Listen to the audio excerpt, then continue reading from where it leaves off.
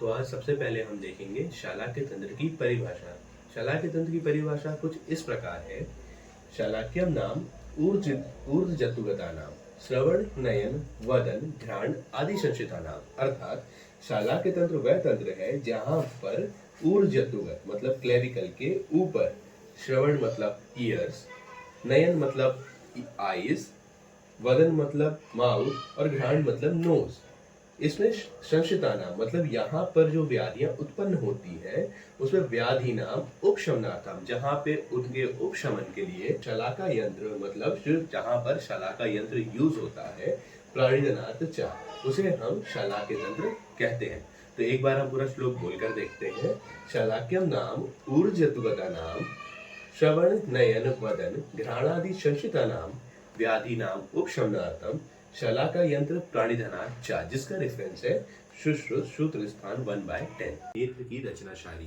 Exam point of view से नेत्र की रचना शायरी के कुछ इंपॉर्टेंट पॉइंट्स हैं जिन्हें मैंने इस वीडियो में कवर किया है। वो कुछ इस प्रकार है कि नेत्र की सबसे पहले शिराएं। तो नेत्र की शिराएं 8 होती हैं।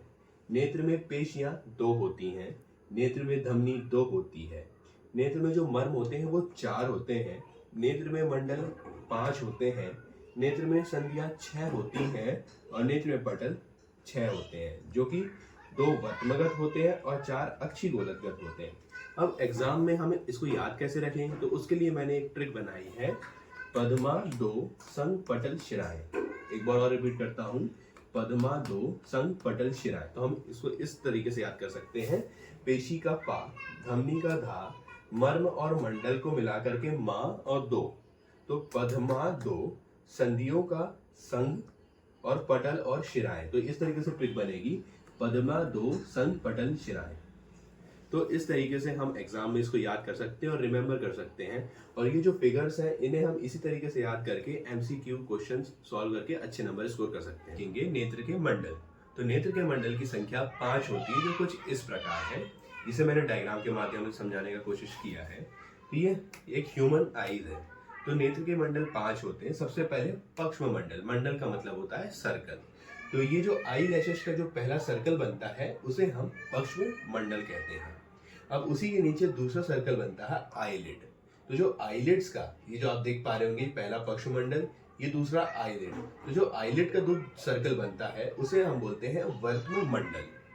थर्ड श्वेत मंडल, जो हमारी स्क्लेरा होती है, जो पूरा सर्किल बनता है स्क्लेरा का, उसे हम बोलते हैं श्वेत मंडल। मतलब उसके अंदर जो ब्लैकिश पार्ट रहता है हमारा कॉर्निया, जो कॉर्निया का जो ये सर्किल बनता है उसे हम बोलते हैं कृष्ण मंडल। और उसके अंदर जो प्यूपिलरी मार्जिन्स होती है, जहां से हम देख पाते हैं, उसे बोलते हैं दृष्टि मंडल। इस तरीके से नेत्र के मंडल 5 होते हैं। एक बार और रिवाइज करते हैं।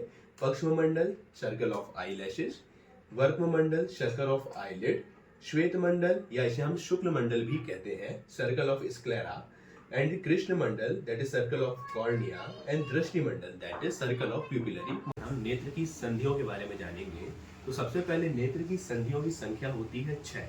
तो प्रीवियस वीडियो में मैंने आपको मंडल के बारे में समझाया था। जिसने वो वीडियो नहीं देखा है कृपया जाकर के देखें, तो आपको ये कंसेप्ट और क्लियर होगा। तो नेत्र की संधियां आते हैं कुछ इस प्रकार होती हैं।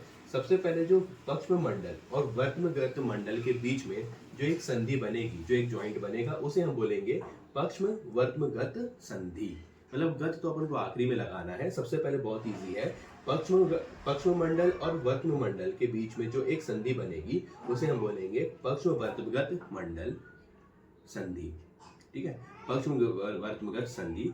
दूसरा, जो वर्त्म मंडल और शुक्लगत मंडल जो है उसके बीच में जो एक संधि बनेगी उसे हम बोलेंगे वर्त्म शुक्लगत संधि। तीसरा, जो शुक्ल मंडल और कृष्णगत मंडल के बीच में एक संधि बनेगी उसे हम बोलेंगे शुक्ल कृष्णगत संधि। उसके बाद चौथा, जो कृष्णगत मंडल और दृष्टिगत मंडल के बीच में जो एक संधि बनेगी उसे हम बोलेंगे कृष्ण दृष्टिगत संधि। और उसके बाद हमारी आईज के 2 डिविजन्स होते हैं। सबसे पहला जो एक मीडियल और एक लैटरल। तो जो मीडियल साइड में जो एक यहाँ पर जो एक संधि बनती है उसे बोलते हैं कनीनक संधि, जिसे हम मॉडल में मीडियल कैंथस से कोरिलेट करते हैं। और जो लेटरल साइड में जो हमारी आंखों में एक संधि बनती है, जो यहाँ पे बनती है, उसे हम बोलते हैं अपांग, जिसे हम मॉडल में लैटरल कैंथस से कोरिलेट करते हैं। तो थैंक यू वेरी मच।